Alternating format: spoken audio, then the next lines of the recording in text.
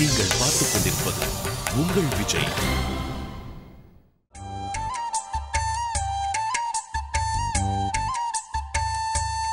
வணக்கம். இனிய பொங்கல் தின நல்வாழ்த்துக்கள், இனிய மாட்டுப் பொங்கல் தின நல்வாழ்த்துக்கள், இனிய திருவள்ளுவர் தின நல்வாழ்த்துக்கள்னு சொல்லலாம்.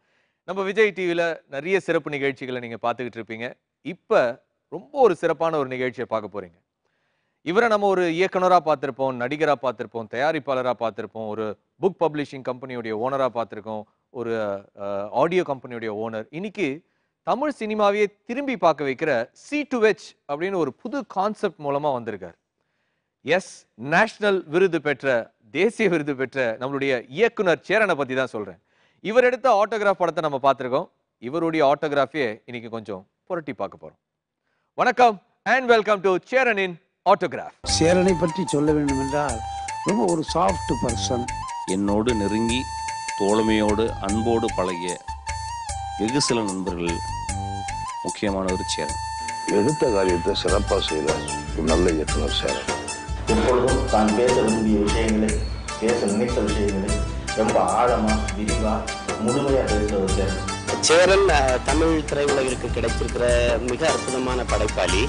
இந்திய சினிமாவில் மிக முக்கியமான இயக்குநர்கள் சேரனுக்கென்று ஒரு தனியிடம் இருக்கிறது.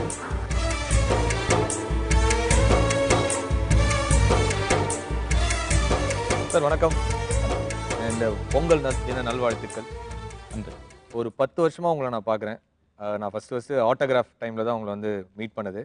ஆனால் அன்னிலேருந்து இன்னி வரைக்கும் எனக்கு தெரிஞ்சு சினிமாவில் சிவகுமார் சாருக்கு அப்புறம் அப்படியே இருக்கிற ஒரு ஆள் நீங்கள் தான் போல இருக்கு. என்ன சார் பண்ணுறீங்க அப்படி? ஒன்றுமே பண்ணல. தான் இவ்வளோ சாதனைகள் பண்ணிக்கிட்டு இருக்கிறீங்க. அன்றைக்கி நான் பார்க்கும்போது ஒரு இயக்குனராக உங்களை பார்த்தேன், ஒரு தயாரிப்பாளராக பார்த்தேன், ஒரு நடிகராக அன்றைக்கி நான் பார்த்தேன். ஆனால் இன்றைக்கி வந்து ஒரு ஆடியோ கம்பெனி வச்சுருக்கீங்க. இன்றைக்கி வந்து C2H அப்படின்னு ஒரு கான்செப்டை க்ரியேட் பண்ணியிருக்கீங்க. ஒரு புக் பப்ளிஷிங் கம்பெனி ஆரம்பிக்கிறீங்க. சினிமா தயாரிப்பாளராக இருக்கீங்க, இயக்குனராக இருக்கிறீங்க, நடிகராக இருக்கிறீங்க. என்ன சார், வாட் இஸ் ஹேப்பனிங்? நிறைய ஸ்பேஸ் இருக்குன்னு ஒன்றுமே பண்ணலன்னு வேறு சொல்லிட்டீங்களா? இல்லை, பண்ணணும்னு நினச்சி ஆரம்பிக்கல. எல்லாத்தையுமே ஆரம்பிப்பதற்கான கட்டாயம் உருவாகும் பொழுது அதை நம்ம செஞ்சாக வேண்டிய நிர்பந்தம் ஏற்படுது. ஸோ எல்லாமே அப்படி தள்ளப்பட்டது தான். ஆடியோ கம்பெனிகளாகட்டும், இல்லை புக் பப்ளிகேஷன் ஆகட்டும், இல்லை C2H ஆகட்டும், எல்லாமே ஒரு நிர்பந்தத்தின் அடிப்படையில் தேவைப்படும் பொழுது, நம்ம தேவைப்பட்டது நமக்கு கிடைக்காட்டினா நம்மளே அதை பண்ணிக்கணும். யாருக்கு எதிர்பார்த்து, யாருக்காகவும் தயங்கி துவண்டு தோல்வியை ஏற்றுக்கிட்டு போகிற பக்குவம் எனக்கு இல்லை. அது என்னன்னு பார்த்துடணும். நம்மளுடைய திறமையை வந்து இன்னொருத்தங்க மார்க் போடக்கூடாது, மக்கள் போடணும். பொங்கல்ன்றதே வந்து ஒரு பெரிய நம்பிக்கை சார் எல்லாருக்குமே. எஸ், இந்த தை பிறந்தால் வழி பிறக்கும் அப்படின்னு எல்லாருடைய லைஃப்லையுமே ஒரு பெரிய ஹோப் இருக்கும். சேரனுடைய ஹோப் என்ன சார் இந்த பொங்கல்? சேரனுடைய ஹோப் வந்து இந்த வருடம் தமிழ் சினிமாவில் வெளியாகும் திரைப்படங்களுக்கு நஷ்டம் என்பது இருக்காது. பெரும்பாலும் மக்களுக்காக எடுக்கப்படும் திரைப்படங்கள் அத்தனையும் மக்களை போய் சேர்ந்துடும் ஏதாவது ஒரு ரூபத்தில். இந்த படத்தை நான் பார்க்கல, இந்த படம் வந்துச்சா அப்படின்லாம் கேட்க வேண்டியதில்லை. அதை விட பெரிய ஹோப் வந்து நல்ல படம் எடுக்கிற ஒவ்வொரு இயக்குனர்களுக்கும் அடுத்த படம் கண்டிப்பாக உறுதியாக இருக்கும். ஒரு இயக்குனர் 55 வயசு வரைக்கும் டைரக்டராக இருக்கலாம். அந்த ஹோப்பை C2H மூலமாக நடக்கும்னு நான் நம்புகிறேன். ஒரு 30-40 வருஷத்துக்கு முன்னாடி ஒரு ஊரில் வளர்ந்த அந்த ஒரு சிறுவன் சேரனுக்கு அவருடைய முகங்கள் என்னவா இருந்துச்சு, அவருடைய இன்ட்ரெஸ்ட் என்னவா இருந்துச்சு, அந்த சேரன் பாண்டியன் சொல்கிற அந்த சிறுவன் என்னென்னலாம் பண்ணிட்டு இருந்தார் ஊரில் பொங்கல் டைமில்? அந்த சேரனுடைய முகம் வந்து ஒரு அப்பாவி முகம். நாங்கள் ஒவ்வொரு பொங்கலும் வந்து எங்கள் ஊரில் மிகச்சிறப்பாக நடக்கும். குறிப்பாக மாட்டுப்பொங்கல். மாட்டுப்பொங்கல் தான் எங்களுக்கு ரொம்ப பிடிச்சது. தமிழர் திருநாள், தைப்பொங்கல், சர்க்கரை பொங்கல்லாம் வச்சா கூட அந்த எருதுகளை குளிப்பாட்டிட்டு அதுங்களுக்கு குங்குமம் வச்சு அவங்களுக்கு துண்டு வாங்கி கட்டிட்டு கழுத்தில் கரும்புலாம் வச்சு கட்டிட்டு அந்த கும்பலெல்லாம் நாங்கள் வந்து வர்ணங்கள் தீட்டி அந்த எருதுகளை கொண்டு போய் கட்டிட்டு அந்த ஊரில் கொண்டாடுற அந்த எருது பொங்கல் இருக்குல்ல, அது வந்து ரொம்ப சிறப்பானது. அது வந்து எங்களோட ஒவ்வொரு காலகட்டங்கள்லையும் மறக்க முடியாது. இன்றைக்கும் வந்து நாங்கள் அந்த மாதிரி பொங்கலுக்காக இயங்குவோம். அதை சாயந்தரம் ஆச்சுன்னா நல்ல நிகழ்வுகளாக இருக்கும். முதல்ல காலையில் வந்து மாடு மஞ்சு விரட்டு மாதிரி விரட்டி விடுவோம், மாட்டை பிடிக்கணும், விரட்டுவோம், ஓடுவோம். சாயந்தரம் 4 மணிக்கு பார்த்திங்கன்னா அந்த ராட்டி கொண்டு போகிறதுன்னு சொல்லுவோம். அதாவது பூசணிப்பூ வந்து மார்கழி மாதம் முழுக்க வைப்போம். அந்த மார்கழி மாதத்தில் பெண்கள் வந்து கோலம் போட்டு சாணி வச்சு மேலே பூசணிப்பூ சொருகி வைப்பாங்க. ஒரு மத்தியானத்துக்கு அப்புறம் என்ன பண்ணுவாங்க, அந்த பூசணி பூ பிரட்டி போட்டு இந்த சாணியை தூக்கி அப்படியே மேலே வச்சு அந்த பூசணி பூவால் மூடி ஒரு ராட்டி மாதிரி தூக்கி மேலே ஓட்டில் வச்சுருவாங்க. எல்லா ஊரில் உள்ள வயசு பெண்களும் அதை கொண்டுட்டு வருவாங்க. கொண்டுட்டு வந்து அதை ஊர்வலமாக கொண்டு போவாங்க. கொண்டுகிட்டு போய் கண்மாயில் தண்ணி எங்கே நிறையா இருக்கோ அங்கே கரைப்பாங்க. இது ஒரு சாஸ்திரம். அதாவது மாட்டுச்சாணமும் பூசணிப்பூவும் கலந்து எல்லாரும் சேர்ந்து கொண்டு போய் அந்த கண்மாயில் கலக்கும் பொழுது அது ஒரு உரமாகுது. அது போய் பாயிற வயல்களுக்கு அது வந்து பயிர் செழிக்கிறதுக்கான காரணமாகுதுன்றது இது ஒரு உள்ள பெரியவர்களோட கண்டுபிடிப்பது. ஆனால் எங்களை பொறுத்தவரை வயசு பொண்ணுங்க அன்னைக்கு தான் வெளியில் வரும். அதனால் நாங்கள் வந்து இந்த ராட்டி கொண்டு போகும்போது என்ன பண்ணால் வயசு பொண்ணுக்கு போகிறவங்க கூட முன்னாடி பெருசுங்கெல்லாம் காவலுக்கு போவோம். நாங்கள் அங்கே அரளி செடிக்கு இடையிலெல்லாம் மறைஞ்சிருந்துக்கிட்டு கல்லை ஓட்டி எறிகிறது. ஒவ்வொரு பொண்ணாக கத்துவாங்க, யாராவே அப்படிம்பாங்க, யாரும் தெரிய மாட்டாங்க. ஆனால் நாங்கள் மட்டும் வரிசையாக நகர்ந்து போயிட்டே இருப்போம். இது ஒரு அழகான ஒரு விஷயம். இப்படி நிறைய சிறு வயதில் மிஸ் பண்ண அந்த பொங்கல் சென்னைக்கு வந்து இயக்குனருக்கு முன்னாடி அசிஸ்டன்ட் டைரக்டராக இருக்கும்போது டைரக்டராக இருக்க முன்னாடி வெறும் வறுமை சூழ்ந்து ஒரு ஹாஸ்பிட்டல் சீட்டு அடங்கிய ஒரு ரூமுக்குள்ளே 100 ரூபா வாடகையில் உள்ளே படுத்து கிடந்து பொங்கலுக்கு ஊருக்கு போக மாட்டோமா, இந்த வருஷம் பொங்கலுக்கு ஊருக்கு போகிறதுக்கு கையில் காசு இல்லை என்ற ஏக்கங்களோட படுத்து கிடந்து அந்த நேரத்தில் திடீர்னு யாரோ ஒரு நண்பர்கிட்ட ஒரு 400 ரூபா 500 ரூபா இல்லை ஏதோ ஒரு உப்புமா கம்பெனின்னு சொல்லுவோம். அப்போலாம் அதை படமே எடுக்க மாட்டாங்க. போனால் ஒரு உப்புமா மட்டும் சாப்பிட்டு வரலாம். அந்த கம்பெனிக்கு பேர் உப்புமா கம்பெனி. சும்மா போய் நானும் டிஸ்கஷன் உட்காரேன்னு சொல்லிட்டு உட்காந்து சும்மா ஒரு 4 சீனை சொல்லிவிட்டு அந்த கம்பெனியில் மத்தியானம் சாப்பிட்டு சாயந்தரம் ஆச்சுன்னா 5 ரூபா 2 ரூபா கொடுப்பாங்க, வாங்கிட்டு வந்துடுவோம்.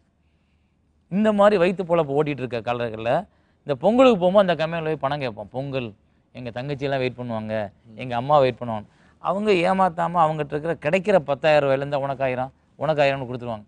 அந்த 1000 ரூபாயை கொண்டுட்டு ஓடி போய் என் தங்கச்சிங்க 2 பேத்துக்கு ஒரே மாதிரி சேலை, ஒரே மாதிரி பாசி, ஒரே மாதிரி ரிப்பன் வாங்கிக்கிட்டு எங்கள் அம்மாவையும் எங்கள் அம்மாச்சியும் ஓடி போய் பார்த்த அந்த சுகம் பணத்தை கோடியாக கொண்டுகிட்டு இன்றைக்கி போனால் கூட கிடைக்காது.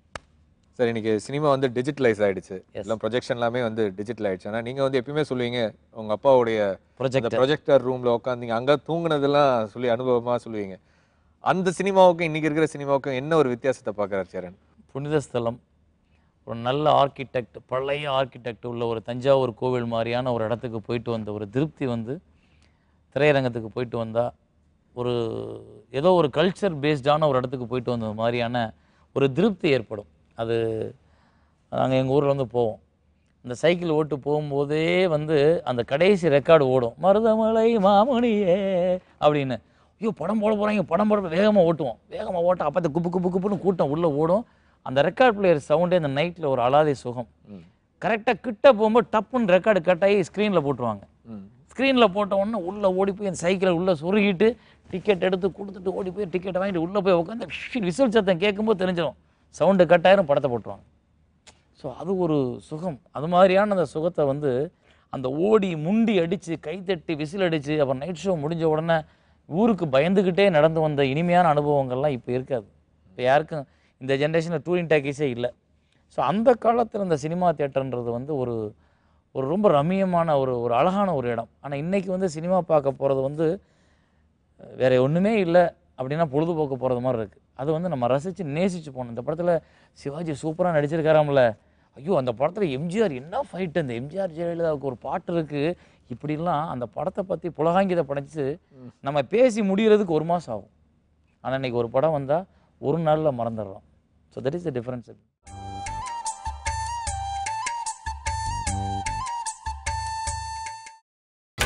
நீங்கள் பார்த்துக் கொண்டிருப்பது உங்கள் விஜய். உங்களோட மறக்க முடியாத பொங்கல் ரிலீஸ் சொல்லுங்கள் சார். பொங்கல்ன்றது ஒரு பெரிய ரிலீஸ் இல்லையா தமிழ் சினிமாவில்? பொங்கல் ரிலீஸில் மறக்க முடியாது என்னோட படம் தான் பாரதி கண்ணம்மா. ஜனவரி 15 தான் ரிலீஸ். அதுவும் 1997. நான் வந்து பல போராட்டங்களுக்கு மத்தியில் அந்த படத்தை எடுத்து முடித்து கிட்டத்தட்ட இதே ஜேகே மாதிரி தான் அதுவும் எடுத்து ரொம்ப நாள் பெட்டிக்குள்ளே இருந்துச்சு. அன்றைக்கி ரிலீஸ் பண்ண முடியல. அப்போ ஏன் ரிலீஸ் பண்ண முடியலன்னா அப்போ நிறைய படங்கள் வரும். ஆனால் நல்ல நல்ல படங்களாக பெரிய ஆர்டிஸ்ட்டு பெரிய டைரக்டர் படங்கள்லாம் வந்துக்கிட்டே இருக்கும். தியேட்ரு அப்போலாம் 1 மாதம் 2 மாதம் 3 மாதம் படம் ஓடும். ஸோ தியேட்டர் கிடைக்கல. அப்போ இந்த படம் நான் புது டைரக்டர், அப்போ பார்த்திபன் சார், மீனா.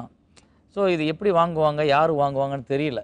அப்போ நாங்கள் ஒரு 3 மாதங்களாகவே வந்து இந்தா வந்துடும் அந்த வந்துன்னு போராடிக்கிட்டே இருக்கோம். அது எனக்கு பெரிய நல்ல அனுபவம் இருக்குது. அந்த 3 மாதத்தில் வந்து என் தங்கச்சிக்கு கல்யாணம் வைக்கலாமான்னு எங்கள் அம்மா கேட்குறாங்க. நான் ரொம்ப திம்புறா படம் பண்ணிட்டேன், ரிலீஸ் ஆகிடும், கண்டிப்பாக அடுத்த படம் எனக்கு அட்வான்ஸ் வரும், நீங்கள் வச்சுருங்க அப்படின்னு சொல்லி பத்திரிக்கைலாம் அடிச்சாச்சு, எல்லாம் பண்ணியாச்சு. அக்டோபர் மாதம் படம் ரிலீஸ்னு சொல்லி பிளான் பண்ணி அக்டோபர் 10 கல்யாணம்னு வச்சாச்சு. பட் படம் ரிலீஸ் ஆகலை. பத்திரிக்கை அடித்து ஊர் ஊராக கொடுத்தாச்சு. ஆனால் என்கிட்ட 10 பைசா இல்லை. என்னை நம்பி எங்கள் அம்மா என் தங்கச்சி கல்யாணத்தை ஃபிக்ஸ் பண்ணிட்டாங்க. படம் ரிலீஸ் ஆகலைன்னா யார்கிட்ட போய் கேட்பீங்க? Assistant director. ஒரு படம் பண்ணி ரிலீஸ் ஆகலை நிற்கிதுன்ற கெட்ட பேர். எனக்கு இப்போ கல்யாணத்தை நிப்பாட்டுற அளவுக்கு ஒரு நிலைமை ஆயிடுச்சு. அந்த நேரத்தில் எனக்கு யாரோ ஒரு தெய்வாதீனமாக வந்து ஒரு 3 நண்பர்கள் எங்கெங்கிருந்தும் வந்தாங்க. அவங்களாம் யாருன்னு தெரியாது, யாரும் வந்தாங்க. ஒரு நாள் நைட்டு ஃப்ரெண்டோட தேனப்பனோட உட்காந்து பேசிகிட்டு இருக்கும்போது அவங்க அந்த சிங்கப்பூர் நாதன், இவர் இந்த ஊர், இவர் பரமக்குடின்னு சொல்லி 3 பேர்த்த இன்ட்ரடியூஸ் பண்ணி வச்சாங்க. நான் என்ன ஃப்ரெண்ட் ஒரு மாதிரியாக இருக்கீங்க, என்ன கவலை உங்களுக்குன்னு கேட்டார். இல்லை தங்கச்சி கல்யாணம் ஒரு வாரத்தில் 10 பவுன் நகை கொண்டு போகணும், என் கையில் பணம் கிடையாது, நான் என்ன பண்ணுறேன்னு தெரியல அப்படின்னு உட்காந்து பேசிகிட்டு இருக்கேன். அப்படியா அப்படின்ட்டு விட்டுட்டாங்க. காலையில் ஒரு 11 மணிக்கு அந்த 3 ஃப்ரெண்டும் நீங்கள் ஊருக்கு போங்க உங்களுக்கு நகை வரும்னு சொல்லிவிட்டு ஒரு 4 நாட்களில் 10 பவுன் நகை எடுத்துகிட்டு வந்து வீட்டில் கொடுத்துட்டு போயிட்டாங்க. அவங்க யார் என்ன எதுக்கு வந்தாங்க தெரியாது. ஸோ அப்படி நடந்த அந்த நிகழ்வு. அதுக்கப்புறம் ஜனவரி 14ஆம் தேதி தான் படம் வெளியாகுது. படம் வெளியாகும்போது நான் ஐயப்பன் கோயிலுக்கு மாலை போட்டிருக்கேன். அந்த மாலை போட்டதோடு போய் மகாலட்சுமி தியேட்டரில் படம் பார்க்குறேன். மகாலட்சுமி தியேட்டரில் படம் பார்க்கும்போது ஒரு பிரசவ வேதனையோட பயங்கரமான வேதனை. ஒரு போராட்டத்துக்கு அப்புறம் அந்த படம் அது ஒரு மாதிரி வித்தியாசமான படம். முதல் படம் நிறைய சர்ச்சைகளுக்கு இடையில் வந்திருக்கு.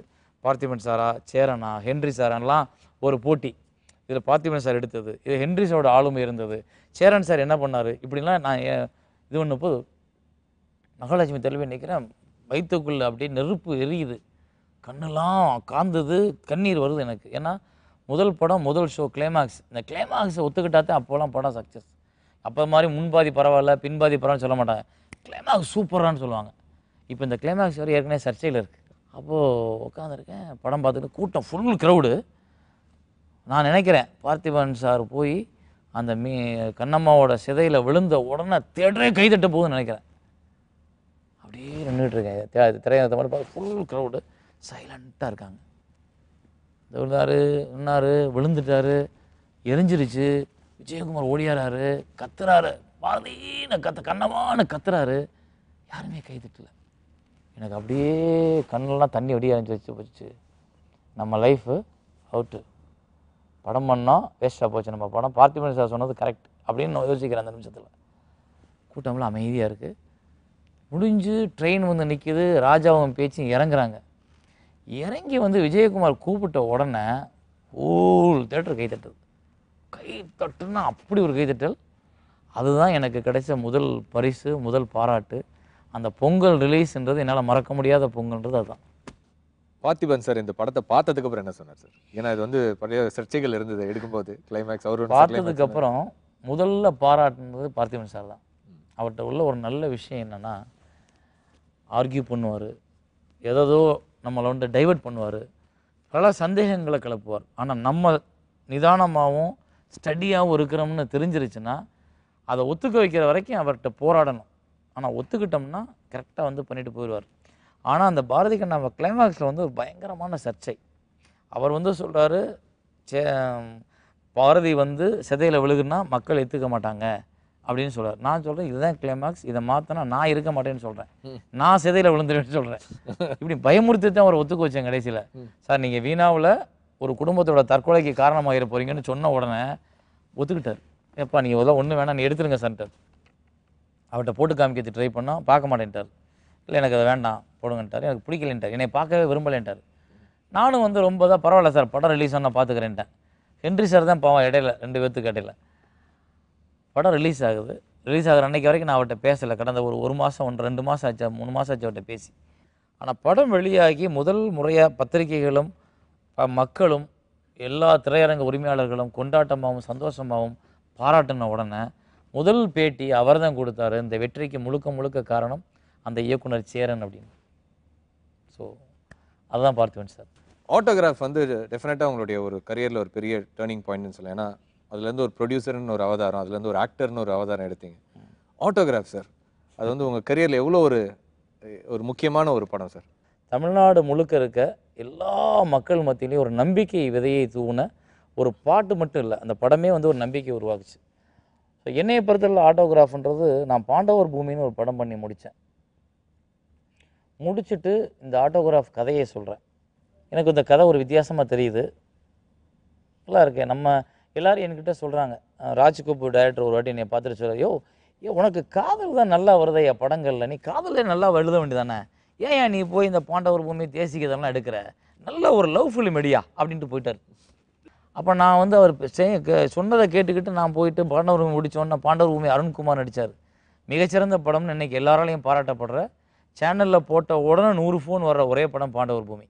ஆனால் அன்னைக்கு அது பெரிய வரவேற்பப்படலை. என்னென்னா, நம்ம ஊரில் ஒரு பெரிய பிரச்சனை என்ன தெரியுமா, ஆர்டிஸ்ட்டை பார்த்து தான் படம் பார்க்குறாங்க, இல்லாட்டி அதை ஓசியில் தான் பார்க்குறாங்க. அப்போ நான் இதை யோசிக்கும் போது ராஜ்கபூர் சொல்கிறார், இப்படி சொல்லிட்டு போயிட்டார்.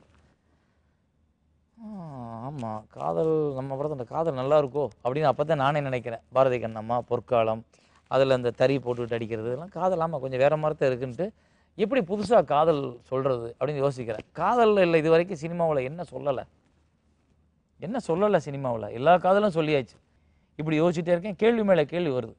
காதலை நம்ம உண்மையாக காட்டுறோமா, எல்லாம் ஜோடனையாக இருக்குது, பொய் காதல் பூரா அப்படின்னு யோசிக்கும்போது நான் என்ன யோசிக்கிறேன், நீ ஒரு ஆளை தான் லவ் பண்ணியா? இல்லை. ஆனால் ஒவ்வொருத்தரையும் உண்மையாக லவ் பண்ணல. ஆமாம். இங்கே இடையில பிரித்தது யார்? காலம். நீயோ அந்த பொண்ணோ தப்பு பண்ணலை, சமூகம் உங்களை பிரிக்கலை, காலம் பிரித்தது.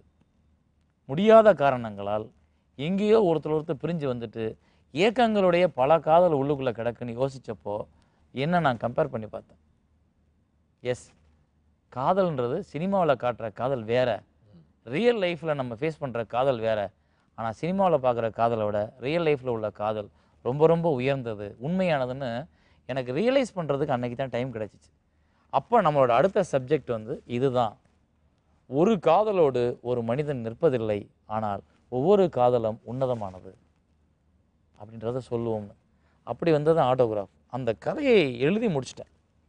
இப்போ அதுக்கு யார் நடித்தா நல்லாயிருக்கும் அப்படின்றப்போ தங்கர் பச்சன் வரார். சொல்ல மறந்த கதையில் நீங்கள் நடிக்கணும் அப்படின்னு. சேரனுடைய கனவு நடிக்கணுன்றது, அதை மறந்து அவர் வந்து ஒரு டைரக்டர் ஆகி ஒரு 5 படம் பண்ணிட்டார். 5 படத்தில் அறிமுகமான சேரனை ஒரு இயக்குனர் நடிக்க வைக்கிறார். ஸோ அப்படி கிடைச்ச வாய்ப்பு வந்து என்னை முடுக்கி விட்டுச்சு. சொல்ல மறந்த கதையை ஓடிச்சு, நல்லா இருந்துச்சு. எல்லாரும் தன் குடும்ப பாங்கன்னா தன் வீட்டுக்கு பக்கத்தில் இருக்க ஒரு பையன் மாதிரி இருக்கான்னு சொல்ல ஆரம்பித்தாங்க. அந்த நம்பிக்கை ஆட்டோகிராஃப் எடுக்கும்போது ஏன் நம்ம பண்ணக்கூடாது, நம்மளே பண்ணுவோம், யாருக்காகவும் முடியலேன்ட்டு ஓடக்கூடாது, தொத்து போயிட்டோம்னு ஓடக்கூடாதுன்ட்டு என்னானாலும் பார்த்துருவோம், ஒன்றும் பிரச்சனை இல்லை அப்படின்னு இறங்கினது தான் ஆட்டோகிராஃப். ஆனால் இங்கே நடிக்கும் போதும் சரி, படம் ஆரம்பிக்கும் போதும் சரி, முடியும் போதும் சரி, அது ஒரு பெரிய 3 புத்தகம் எழுதலாம், அவ்வளவு கதைகள் இருக்குது ஆட்டோகிராஃப்குள்ளே. தவமாய் தவம் இருந்து ஒரு எப்பிக் சார். இன்னைக்கு கூட ஒரு அப்பா பையன் எப்படி பாசமலர ஒரு அண்ணன் தங்கச்சிக்கு சொல்கிறாங்களோ, இன்னைக்கு கூட ஒரு கௌதம் மேனனே சொல்கிறார், அவரும் ஒரு அப்பா பையன் சென்டிமெண்ட் எடுத்தார். பட் அவரே சொன்னது வந்து எனக்கு தவமாய் தவம் இருந்தால் இன்ஸ்பிரேஷன் அப்படின்னு, அது அவருடைய பெருந்தன்மை.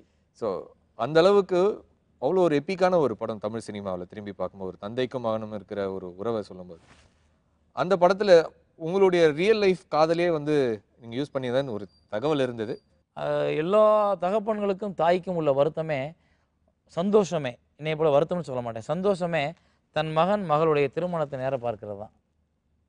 ஆனால் எனக்கு நான் பர்சனல் லைஃப்பில் எங்கள் அப்பாவுக்கும் அம்மாவுக்கும் அந்த சந்தர்ப்பத்தை கொடுக்க முடியல.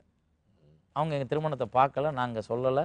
நானும் அதே போல் ஓடி வந்து என் மனைவியை கூட்டிகிட்டு வந்து இரவு பஸ்ஸில் ட்ராவல் ஆகி மெட்ராஸில் வந்து இருந்துக்கிட்டு 10 கஷ்டப்பட்டு அதுக்கப்புறம் குழந்தை பெற்று இந்த கொடுமைகளை பூராமே வந்து நான் என்னோடய பர்சனல் லைஃப்பில் பண்ணி எங்கள் அப்பா அம்மாவை எந்த திருமணத்துக்கும் போக முடியாத அளவுக்கு ஒரு மோசமான ஒரு ஆளாக்கிட்டேன், மோசமான ஒரு ஆளாக நான் மாறிட்டேன். இதுதான் உண்மை. அது என் காதலுடைய மகிமையா, இல்லை எனக்கு அன்றைக்கி இருந்த சூழலோட வேகமா, இல்லை என் மனைவி மேல் இருந்த பிரியமா, இல்லை எங்கள் அப்பா அம்மாவால் முடியாதுன்னு நான் எடுத்துக்கிட்ட அவநம்பிக்கையா, எனக்கு தெரியாது. நிறைய காரணங்கள் இருக்குது. ஸோ அப்போ நான் கொண்டுகிட்டு வந்துட்டேன். திரும்பி வந்து இதுன்னும்போது ஒரு 6 மாதம் யாரும் வரலை, யாரும் போகலை, என்ன நடக்குது ஊரில். அப்போ இப்போ மாதிரி செல்ஃபோன்லாம் அப்போ வந்து பேச முடியலை, ஒன்றும் பண்ண முடியலை. அப்படியே உட்காந்துருக்கோம். திடீர்னு ஒரு நாள் மத்தியானம் நான் வேலைக்கு போயிட்டு கையில் பணம்லாம் வாங்கிக்கிட்டு, குழந்தை பிறந்திருக்கு, பால் பவுடர் அதெல்லாம் வாங்கிக்கிட்டு போகிறேன் வீட்டுக்கு. ஒரு செருப்பு கிடக்கு. அந்த செருப்பை பார்த்த உடனே எங்கள் அப்பா செருப்பு மாதிரி இருக்கேன்னு ஞாபகம் வந்துருச்சு. அப்படியே ஓப்பன் பண்ணால் அதே மாதிரி எங்கள் அப்பா உட்காந்தார். அந்த பக்கம் தொட்டியில் குழந்த, என் ஒய்ஃப் அப்படி உட்காந்தேன். அப்படி படத்தில் என்ன பார்த்தீங்களோ அதெல்லாம் இருந்துச்சு. நான் ஒரு திரைப்படம் பண்ணும்பொழுது ஒரு தகப்பனுடைய வாழ்க்கையை, உண்மை வாழ்க்கை, இந்த கலாச்சாரத்தை பதிவு பண்ணும்பொழுது இந்த இடத்துல நான் போலித்தனம் பண்ண விரும்பலை.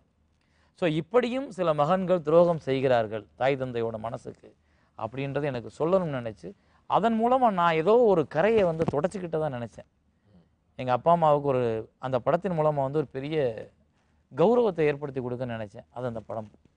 அதனால தான் அந்த படத்தோட தேசிய விருதை வாங்கும்பொழுது எங்கள் அப்பாவை போய் வாங்க வச்சேன்.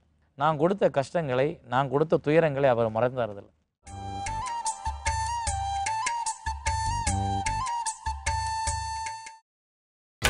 நீங்கள் பார்த்துக் கொண்டிருப்பது உங்கள் விஜய்.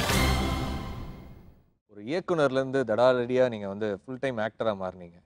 நிறைய படங்கள் உங்களுடைய இயக்கம் இல்லாமல் மற்ற இயக்குனர்களுடைய படங்கள்லையும் நடிச்சிங்க. பெரும்பாலும் உங்களுடைய நண்பர்கள் படமாகவே இருந்துச்சு. அதெல்லாம் ஒரு இயக்குனர், ஒரு தேசிய விருது வாங்கிய ஒரு இயக்குனர், ஒரு இயக்கத்துக்காக ஒரு பேர் வாங்கின ஒரு இயக்குனர், இந்த மாதிரி மற்ற இயக்குனர்களுடைய படங்கள் நடிக்கும்போது எவ்வளோ கம்ஃபர்டபுளாக ஃபீல் பண்ணீங்க சார்? ஏன்னா உங்களுக்குள்ள ஒரு இயக்குனர் எப்பவுமே வெளில வந்து ஏதோ ஒன்று சொல்லுவார் சார். கரெக்ட். அவர் எப்படி நீங்கள் விவகாரம் உள்ளங்கம் பிடிச்ச ஒரு ஆள் அவர். அவர் எப்படி நீங்கள் ஏன் ஈஸியாக காம்ப்ரமைஸ் ஆகிக்க மாட்டார்? ஏன்னா உங்கள் படத்தில் பார்த்திபன் மாதிரி ஒரு இயக்குனர் நடித்தார். தங்கர் பச்சன் சாரோட தான் பண்ணேன். அவர் வந்து எனக்கு நல்ல நண்பர். நான் அவரை பொதுவாக ரொம்ப ரசிக்கிற ஆள். அதனால் அந்த படத்தில் எனக்கு ரொம்ப இலகுவாக இருந்தது. ஏன்னா நான் சொல்லும்போது கேட்டுக்குவார், இல்லாட்டி கேட்க மாட்டார். அவர் கேட்காததை கூட நான் ரசிக்க ஆரம்பிச்சிடுவேன். அப்புறம் ஆட்டோகிராஃப் நடிச்சிட்டேன். அதுக்கப்புறம் திருப்பி நடிக்க ஆரம்பிக்கும் போது நிறைய வெளியே நல்ல டைரக்டர்கள் நடிக்க ஆரம்பித்தேன். கொஞ்சம் சில முரண்பாடுகள் வரும். திடீர்னு மூஞ்சியை காமிப்பேன், திடீர்னு போய் ஓரமாக உட்காந்துக்கிருவேன், திடீர்னு அவங்கள திட்டுவேன், திடீர்னு அவங்களுக்கு கோஆப்ரேட் பண்ண மாட்டேன். இதெல்லாம் பண்ணியிருக்கேன் நான். நிறையா வந்து என்னை நடிக்க வைக்கிறது கொஞ்சம் கஷ்டம்தான். ஏன்னா காட்சியில் எனக்கு முழுமையும், காட்சியில் எனக்கு திருப்தியும் ஏற்படலாம், என்னால் நடிக்க முடியாது. நான் வந்து ஒரு சூழலில் ஒரு நல்ல டைரக்டர், ஒரு நல்ல முகமுள்ள, ஒரு நல்ல பார்க்கறதுக்கு நம்ம வீட்டு பையமாக இருக்கிற ஒரு ஆள் வந்து கதையோடு தொடர்ந்து ஓடக்கூடிய ஒரு ஆள். சேரனுக்குன்னு பெரிய நடிகனுக்கான ரசிகர்கள் கூட்டம்லாம் கிடையாது. ஸோ அப்படின்றப்ப கதை வலுவாகவும் சரியாகவும் இருந்தால் தான் அந்த படம் நல்லாயிருக்கும். அதற்கு உதாரணங்கள் நிறைய படம் இருக்குது. அப்போ அந்த கதையில் காட்சிகள் வலுவாகவோ சரியாகவோ இல்லாதப்போ என்னால் அதை ஒத்துக்க முடியாது. அதே மாதிரி சில டைரக்டர்ஸ்ட்டை நான் அப்படியே விட்டுருக்கேனே. அது குறிப்பாக பழனியப்பன், மிஸ்கின், இவங்ககிட்டலாம் வந்து நான் அப்படியே மிஸ்கின்லாம் நான் ஒரு வாரத்தை கூட பேசுகிறேன். ஏன்னா மிஸ்கின் வந்து வேறு மாதிரியான ஒரு படங்களை பண்ணக்கூடிய வேறு ஒரு சினிமா மொழி தெரிந்த ஒரு இயக்குனராக இருக்கார். அவர்கிட்ட என் மொழியை நான் திணிக்க முடியாது. இங்கிலீஷையும் தமிழையும் மிக்ஸ் பண்ணி பேச முடியாது. அவர் இங்கிலீஷ், நான் தமிழ். சார் இன்னைக்கு வந்து ஜேகே எனும் நண்பனின் வாழ்க்கை. ஆனால் நாங்கள் எதிர்பார்க்குறோம் எப்போ சார் நம்ம ஜேகே வராரு? ஜேகே எனும் நண்பனின் வாழ்க்கை. ஜேகே எனும் நண்பனின் வாழ்க்கை. ஜேகே எனும் நண்பனின் வாழ்க்கை. ஜேகே எனும் நண்பனின் வாழ்க்கை. ஜேகே எனும் நண்பனின் வாழ்க்கை. ஜேகே எனும் நண்பனின் வாழ்க்கை. ஜேகே எனும் நண்பனின் வாழ்க்கை. ஜேகே எனும் நண்பனின் வாழ்க்கை. ஜேகே எனும் நண்பனின் வாழ்க்கை. ஜேகே எனும் நண்பனின் வாழ்க்கை. ஜேகே எனும் நண்பனின் வாழ்க்கை. ஜேகே எனும் நண்பனின் வாழ்க்கைன்னு தலைப்பை கேட்கும் பொழுதே ஒரு உயிர்ப்பான வாழ்க்கையை சேரன்னு சொல்லியிருப்பாருன்னு நினைக்கிறேன். அழகான மனித உணர்வுகளின் உணர்வு தொகுப்பா இருக்கும். ஒரு வித்தியாசமான ஒரு மாடர்ன் சப்ஜெக்டா தான் இதை நான் எதிர்பார்க்கிறேன். நெஞ்ச தொடர ஏதோ ஒரு விஷயம் இருக்குங்கிறது மட்டும் தெரியுது. ஒரு கலர்ஃபுல்லான ஒரு படமா இருக்கும் அப்படின்னு தோணுது. சேரன் சார் படம் மாதிரி இல்லை, சேரன் சாருடைய பேரன் படம் மாதிரி இருக்கு. ஒரு நட்பை பற்றி அவர் சொல்ல போறாருன்னு நினைக்கிறேன்.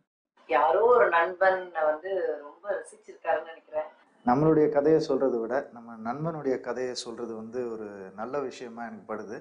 ஏன்னா அதை தான் நம்ம ரொம்ப ரசிச்சிருப்போம். கண்டிப்பா இது வந்து உண்மையிலேயே சேரன் சாரோட ஃப்ரெண்டோட கதையா? ஜேகே அப்படின்னு சொல்லும் பொழுது எனக்கு ரொம்ப தூரமா உள்ள ஒரு ஆள், ரொம்ப அந்நியப்பட்ட ஒரு ஆள் மாதிரி எனக்கு தெரியுது. ஜேகேனா இங்கே நமக்கு நிறைய ரெஃபரன்சஸ் இருக்கு. ஜேகே என்கின்ற பொழுது தமிழ்நாட்டில் எல்லோருக்கும் உடனே ஞாபகம் வருவது ஜெயகாந்தன் தான்.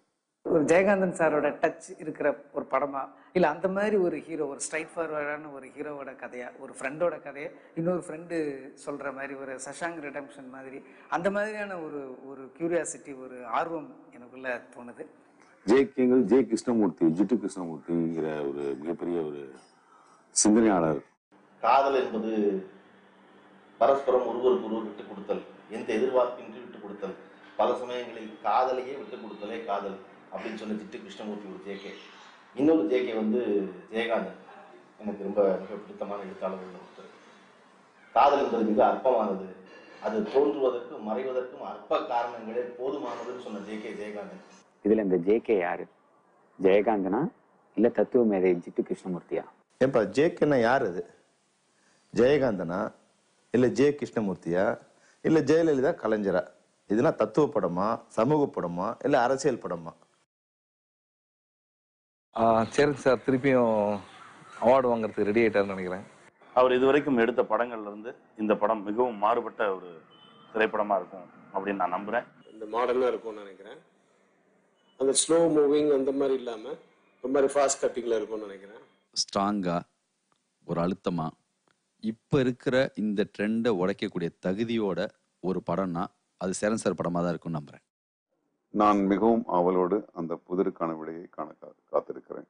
இந்த படம் என்னைக்கு வெளிவரப் போகிறது என்பதை நான் தியேட்டரிலே பார்க்க வேண்டும் என்கின்ற ஒரு ஆர்வத்தோடு இருக்கிறேன். ஒவ்வொரு தாமதமும் சரி, ஒவ்வொரு நேரங்களில் வந்து நம்ம போய் சேர முடியாததுக்கும் சரி, எல்லாத்துக்குமே ஒரு காரணம் இருக்குது. இது நிகழ வேண்டும் அப்படின்னு பார்த்தீங்கன்னா இது நடந்திருக்கு முன்னாடி. இப்போ என்னையை பொறுத்தளவில் ஜேகேயின் தாமதம் C2H என்ற ஒன்று உதயமாக வேண்டும் என்பதற்கான காரணம். Cinema to home. சினிமாவுக்குள்ளே இருக்கிறோம். ஒரு தாசில்தார் 55-60 வயசு வரைக்கும் தாசில்தாராகவே இருக்கார். ஒரு போலீஸ் ஆஃபீஸர் 60 வயசு வரைக்கும் போலீஸ் ஆஃபீஸராக இருக்காங்க. ஒரு டீச்சர் 60 வயசு வரைக்கும் டீச்சராக இருக்கார். ஆனால் ஒரு டைரக்டர் மட்டும் லைஃப் லாங்காக டைரக்டராக இருக்க முடியல, சில பேரை தவிர. ஆனால் அவனுக்கு அதுதான் தொழில், அதுதான் தெரியும். அதன் மூலம்தான் அவன் நம்பி இருக்க குடும்பத்தை காப்பாற்றணும். பெர்மனண்ட்டாக அவன் கையில் இருக்கான்னா மார்க்கெட் வியாபாரம் என்ற பெயரில் ஒரு நல்ல திறமைசாலி கூட படம் ஓலைனா தூக்கி எறியப்படுறான். அப்போ அவனுக்கு வாழ்க்கை இல்லாமல் போயிடுது. இது ஒவ்வொரு இயக்குனருக்கும் நடந்திருக்கு. நான் மகேந்திரன் சார்லேருந்து பார்க்குறேன். அப்போது நம்ம சும்மா கை தட்டுறதும் காசு கொடுத்து படம் பார்க்குறதும் விருதுகளை கொண்டாந்து கொடுக்குறதும் மார்க்கெட்டுக்காகவா அப்படின்னு யோசித்தப்போ இல்லை, ஒவ்வொரு இயக்குனருக்கும் கடைசி வரை வாழ்க்கை வேணும்னு யோசித்தப்போ எனக்கு உருவானது தான் சினிமா டு ஹோம். இப்போ சினிமா டு ஹோம் மூலமாக நாங்கள் வந்து ஒவ்வொரு இயக்குனருக்கும் ஒரு பெர்மனண்ட்டான ரசிகர்களை உருவாக்கிடுவோம். அந்த ரசிகர்களுக்காக மட்டும் படம் பண்ணால் போதும், நஷ்டம் இல்லை. ஜேகே படத்தை பார்த்தீங்கன்னா ஜேகே ஒரு என்டர்பிரனர். அவன் வந்து ஒரு பலவித திறமைகள் கொண்ட ஒரு ஆள். ஆனால் அவனுக்கு அடையாளம் தெரியாது. அவன் தாந்தோண்டித்தனமாக இன்றைக்கி உள்ள சராசரி மக்கள் போல ஓடிக்கிட்டு இருப்பான். எங்கேயோ ஒரு இடத்துல அவனுக்கு ஒரு அழுத்தம் வரும், வாழ்க்கையில் நீ முன்னேறியே தீரணும்னு. இத்தனை வருஷத்துக்குள்ளே இதனை சம்பாதிச்சு அவன்ற ஒரு கட்டாயம் ஏற்படும். அந்த கட்டாயத்தில் அவன் தன்னை தேடுவான் உள்ள. நான் யார், எனக்கு என்னெல்லாம் தெரியும், நான் என்னெல்லாம் பண்ண முடியும் அப்படின்னு சொல்லி யோசிச்சு அவன் ஓடுவான். ஸோ ஜேகே என்னையை பொறுத்தளவில் அந்த வகையில் மிக முக்கியமான படம். ஹாய் நித்யா.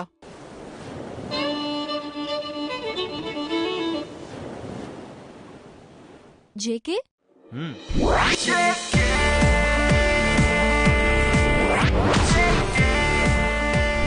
மாசம் மாசம் ஒரே வேலையை 35,000 சம்பளத்துக்காக மெஷின் மாதிரி வேலை செய்யறது எனக்கு பிடிக்கல. மாசம் 35,000 உனக்கு பத்தாதா? நிறைய ஜூஸ் குடிப்பீங்களா? இல்ல தோல் சீவன் அண்ணாச்சி படம் மாதிரி பல பலன் இருக்கீங்களா, அதான் கேட்டேன். நீ ரொம்ப பேசுற. இல்லையே, 4 லைன் தானே பேசுறேன்.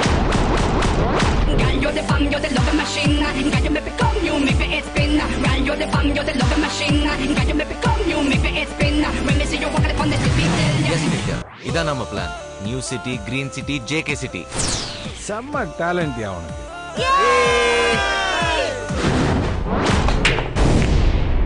எல்லாரையும் அழிச்சிட்டு ஒரு நல்லவன் வாழ வேண்டிய அவசியமே இல்லை. யார் அவன்? அவனுக்கு பயந்துட்டியா ஜேகே? நம்ம கொஞ்சம் ஓவரா திங்க் பண்ணி அகல கால் வைக்கணுமோன்னு தோணுது. அவர்கிட்ட பண பலம், ஆள் பலம் இருக்கு. நம்ம கிட்ட வெறும் மூளை தான் இருக்கு. இதுல அவன் தான் ஜெயிச்சான். ஆனா நாம தோக்கல.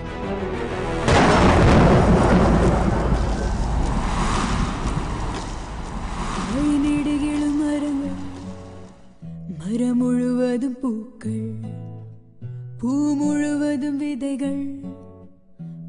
முளைத்திடும் யாருக்காகவும் நிக்கிறது இல்ல. உன்னை அழைக்குது வாவா, உயிரழைக்குது வா எதுக்கு இப்படி ஓடுற? நீ உனக்காக வாழல.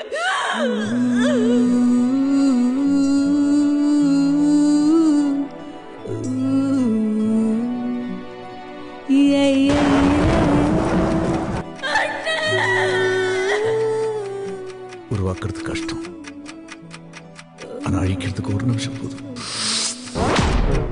யாருக்காகவும் எதுக்காகவும் நிமிஷங்கள் நிற்கிறது இல்லை. முடிக்க வேண்டியதை அந்தந்த டைமில் முடிக்கணும்.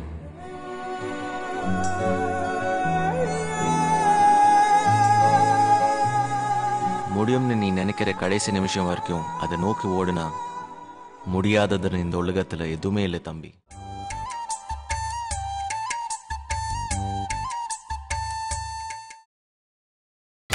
நீங்கள் பார்த்துக் கொண்டிருப்பது உங்கள் விஜய். 5 படத்துக்கான உழைப்பு ஒரு படத்துக்கு ஸ்பெண்ட் பண்ணியிருக்கீங்க ஜேகேன்னு. ஏன்னா படம் எடுத்தது ஒரு உழைப்புனா அதை கொண்டு வரத்துக்கு நீங்கள் பண்ணியிருக்கிறது ஒரு 4 படத்துக்கான உழைப்பு கொண்டு வந்திருக்கீங்க. ஜேகே உங்கள் லைஃப்பில் எவ்வளோ ஒரு பாடத்தை கற்றுக் கொடுத்துருக்காங்க சார்? அதில் ஒரு வரி வரும், நான் தான் எழுதினேன் டைலாக். முடியும்னு நினைக்கிற கடைசி நிமிஷம் வரைக்கும் போராடினா முடியாததுன்னு இந்த உலகத்தில் எதுவுமே இல்லை தம்பி அப்படின்னு.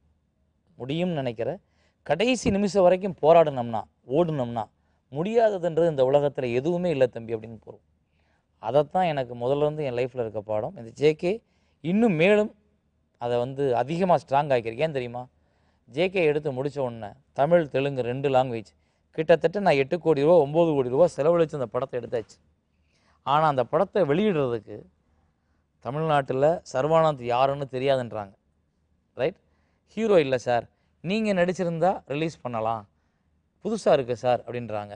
அப்புறம் ஜேகே இப்போ சார் இப்போ நீங்கள் உங்கள் மாதிரி படங்கள்லாம் இப்போ ஓடுறதில்ல சார், இப்போலாம் அந்த ஃபுல்லாக யூத் வேறு மாதிரி வந்துட்டாங்க சார் அப்படின்னு சொல்லிட்டு படத்தை வாங்குறதுக்கு காரணங்களை காமிச்சு நம்மளை தகுதி இல்லாதவனாக்குறாங்க.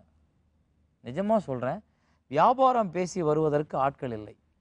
எல்லாம் ஒரு மாயையில் ஓவர் நைட்டில் ஒரே நாளில் சம்பாதிக்கணும்ட்டு சம்பாதிக்கிறதுக்கான முயற்சிக்கு வந்துட்டாங்க. இங்கே இப்படி சரி தெலுங்கு தான் எடுத்தோமே, தெலுங்கில் போய் ரிலீஸ் பண்ணிவிட்டு அங்கே ஜெயிச்சு தான் இங்கே வந்துடுவாங்க அப்படின்னு நான் நினைக்கிறேன். அங்கே போனால் சார் சேரன் சார் இங்கே யாருக்கும் தெரியாது சார், சர்வானந்த் படம் எதுவுமே ஓடலை சார், தெலுங்கையும் ரிலீஸ் பண்ண முடியல, தமிழையும் ரிலீஸ் பண்ண முடியல. எதுக்கு இந்த படம்?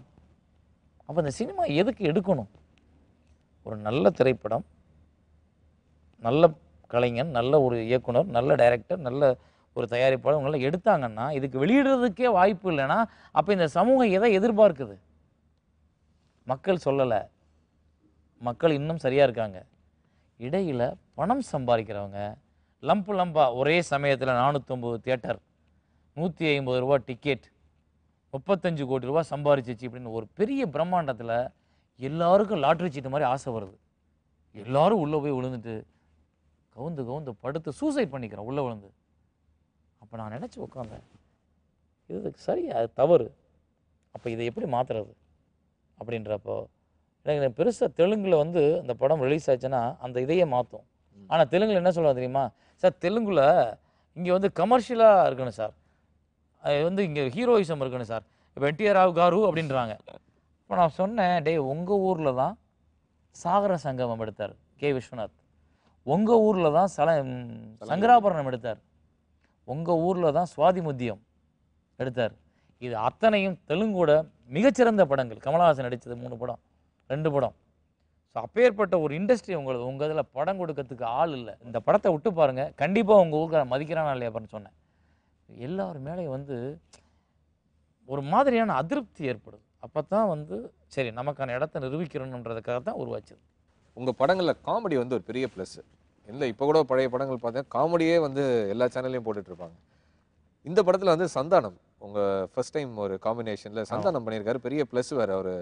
அவருக்குன்னு ஒரு பெரிய ரசிகர்கள் கூட்டம் இருக்குது. இந்த படத்தில் காமெடியை பற்றி சொல்லுங்கள் சார். ஏன்னா இது நாட் ஓன்லி ஒரு ஃபீல் குட் ஒரு யூத்ஃபுல்லான படங்கள் தாண்டி இது ஒரு காமெடியுமே கலந்த ஒரு படம். அதாவது நான் ரொம்ப விரும்பி பொதுவாக நான் பாண்டவர் பூமிக்கு அப்புறம் காமெடி நடிகர்களே பெருசாக பயன்படுத்தலை. பாண்டவர் பூமி, ஆட்டோகிராஃப் அண்டு தவமாய் தவம் பொக்கிஷம், மாயக்கண்ணாடி எல்லாமே காமெடி நடிகர்கள்னு தனியாக வடிவேலுவோ விவேக்கோ இல்லை அப்படின்னு பயன்படுத்தலை. அது வடிவேலு சாரோட அந்த வெற்றி கொடிக்கட்டோடு முடிஞ்சு போச்சு. அதுக்கப்புறம் நான் பெருசாக காமெடிக்கு இம்பார்ட்டன்ஸ் கொடுக்காம என்னுடைய கதை சொல்லும் விதம் வந்து வேறு மாதிரி மாறிச்சு இந்த ஆட்டோகிராஃபுக்கு அப்புறம். அதுக்கு வந்து நிறைய படங்கள் பார்த்தோட பிரச்சனை, அந்த படம் மாதிரி ஃபாரஸ்ட் கம் மாதிரி எடுக்கலாமா, இல்லை சில்ட்ரன்ஸ் ஆஃப் ஹெவன் மாதிரி எடுக்கலாமா, இப்படிலாம் ஏன் அது மாதிரி நம்ம எடுக்க முடியாது அப்படின்னு வந்த கோபம் தான் ஆட்டோகிராஃப். ஒவ்வொரு கோபமும் பாருங்கள் ஒரு அங்கீகாரத்தை கொடுத்துருது. அப்போ நான் வந்து அது இடத்த மாற்றிக்கிட்டேன். சரி காமெடி வேண்டாம், போகிற போக்கில் சில நடிகர்கள் அப்படி அப்படியே கேரக்டர்ஸே காமெடி பண்ணால் போதும்னு. ஆட்டோகிராஃப்லாம் பார்த்தீங்கன்னா சுரேஷ்ன்றது இன்னொரு தெரிஞ்சிருக்கான் பார்த்துக்க அப்படின்னு சொல்லும்போது தேட்டரே அல்லோன்னு ஹாப்பி வயசுக்கு வந்துட்டு சொல்லும்போது தேட்டருக்கு வைத்துடுச்சு. எல்லா இடத்துலையும் அப்படி உதுத்து விட்டே போயிடுறது. ஆனால் ரொம்ப நாளாக வந்து சந்தானம் அப்படின்ற அந்த புயல் திடீர்னு வடிவேலு, விவேக் இவங்க எல்லாத்தையும் தாண்டி ஒரு புயல் மையம் கொண்டு நிற்கிது. அந்த புயல் வந்து ரொம்ப யதார்த்தமாக ரொம்ப எதேச்சியாக நம்ம கூட பழகிற ஒரு ஆள் மாதிரி அப்படி இருந்துட்டு டக்குன்னு அடிச்சுட்டு போயிட்டார். அப்போ எனக்கு ரொம்ப பிடிச்சிச்சு. அப்போ நான் ஜேகே நண்பன் வாழ்க்கை பண்ணும்பொழுது நிறைய பேர் நண்பர்களும் சரி என் உதவி இயக்குனரும் சரி, சார் காமெடி எதாவது வைங்க சார், ரொம்ப நாளாச்சு சார் நம்ம காமெடிலாம் உள்ளே வச்சு எப்போ பார்த்தாலும் சீரியஸாக கதை சொல்கிறேன் சார். அப்போ எனக்கும் தோணுச்சுன்னா அந்த கதை கொஞ்சம் சீரியஸானது. அப்போ இடையில ஒரு காமெடி ட்ராக் கொண்டாடலாம், ட்ராக்காக பண்ணுறதுக்கு எனக்கு உடன்பாடு இல்லை. ஜேகே கூடவே வரக்கூடிய ஒரு கேரக்டராக நான் சந்தானம் சாரை க்ரியேட் பண்ணேன். ஆனால் நீங்கள் பார்த்த மற்ற படத்தில் உள்ள சந்தானத்துக்கும் இதுக்கு நிறைய வித்தியாசம் இருக்குது. அவர் இன்றைக்கி ஹீரோவாக நடிக்கிறாரு. நான் அன்றைக்கி அவர் முதல் நாள் ஷூட்டிங் வந்தோடனே சொன்னேன், சார் உங்களை நல்ல ஹீரோவாக பயன்படுத்தலாம் சார், அவ்வளோ அழகாக இருக்கீங்க அப்படின்னு. ஏன்னா என் படத்தில் க்ளீனாக ட்ரெஸ் பண்ணி ஃபுல் அண்ட் ஷர்ட் போட்டு ஷூ போட்டு இன் பண்ணி பெல்ட் போட்டு அவ்வளோ அழகாக இருப்பார். ரொம்ப டீசெண்டான காமெடிஸ், ரொம்ப வல்கர் காமெடிஸ் கிடையாது. ரொம்ப அழகாக பயன்படுத்துகிறீங்க.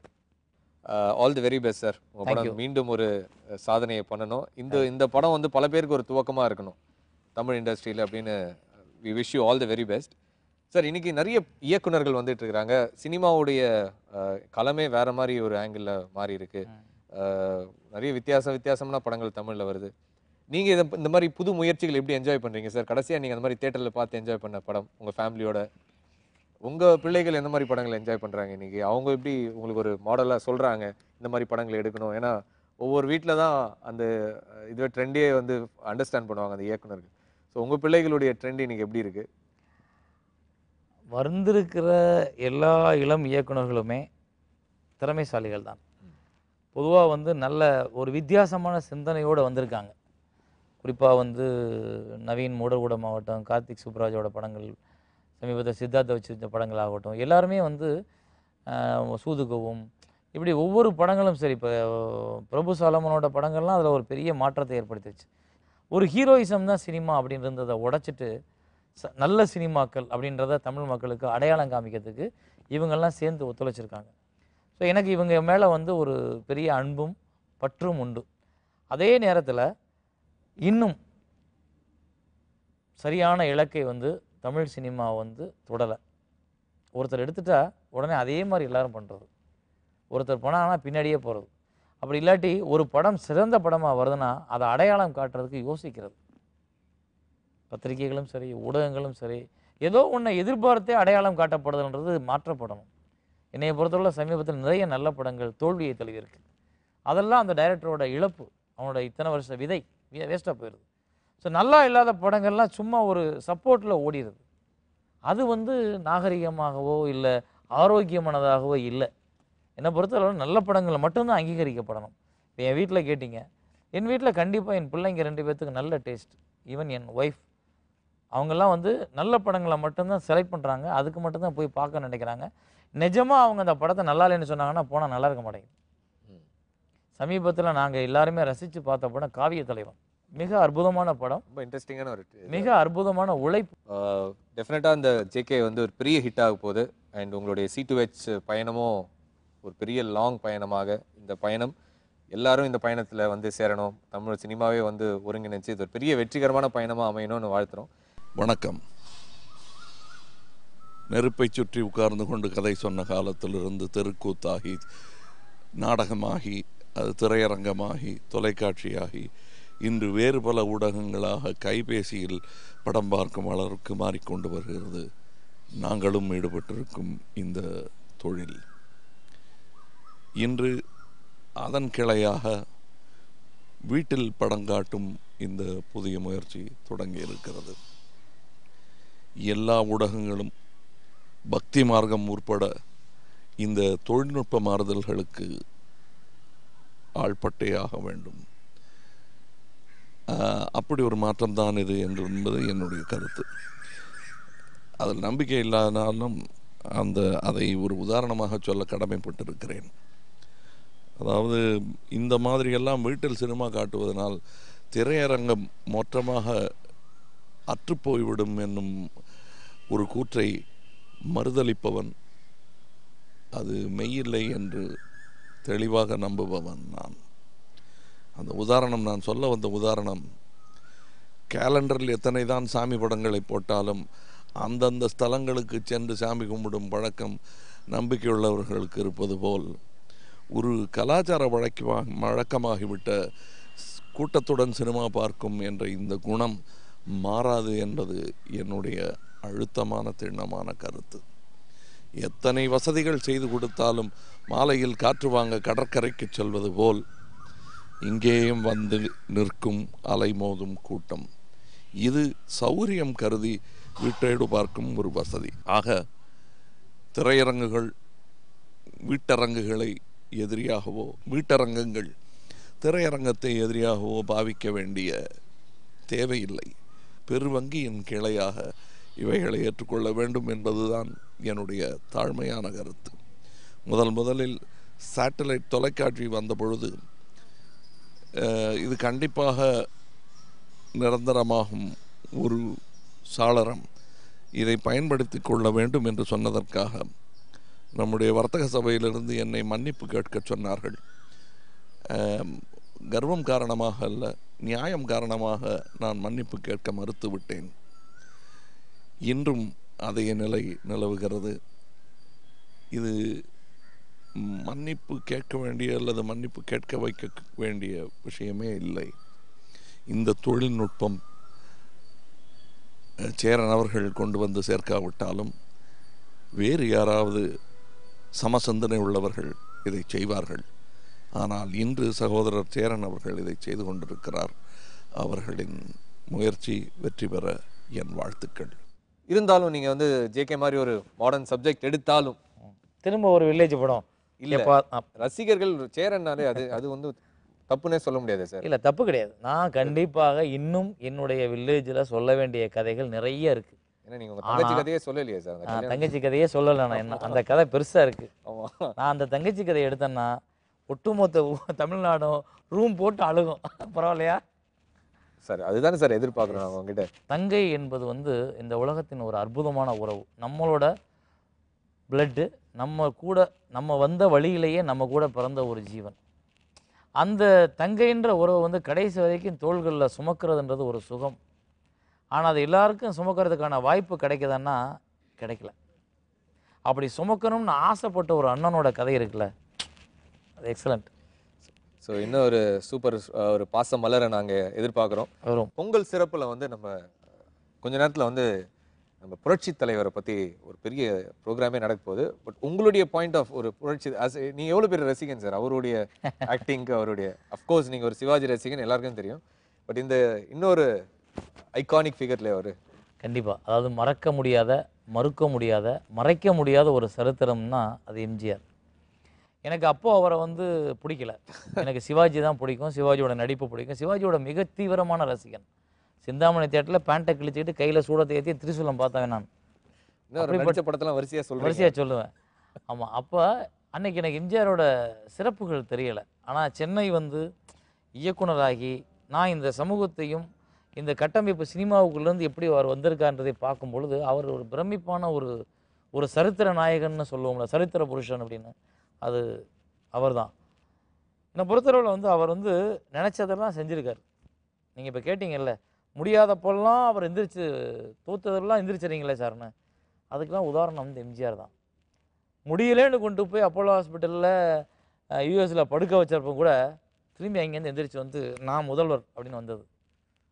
அந்த கட்ஸ் இருக்குல்ல, எம்ஜிஆர் எனக்கு பிடிச்ச விஷயமே அந்த கட்ஸ்.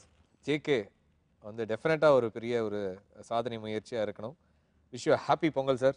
ஹாப்பி பொங்கல். பொங்கல் நல்வாழ்த்துக்கள். விஜய் டிவி தொலைக்காட்சியோட தொடர் நேயர்கள், அதாவது விஜய் தொலைக்காட்சி வந்து இன்னைக்கு எல்லாரும் பார்க்குற, எல்லாரும் விரும்புகிற எல்லா நிகழ்ச்சிகளையும் புதுமையாக படைக்கிற ஒரு சிறந்த தொலைக்காட்சி இது. ஆரம்பத்திலேருந்து நான் இதோட ஒரு நல்ல தொடர்பில் இருக்கிறவன்.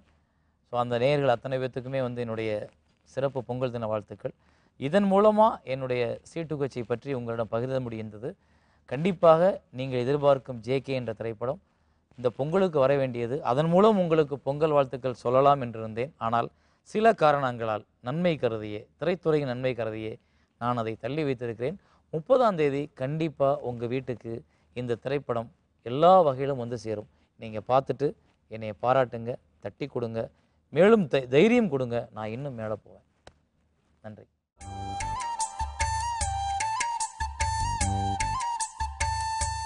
Thank you.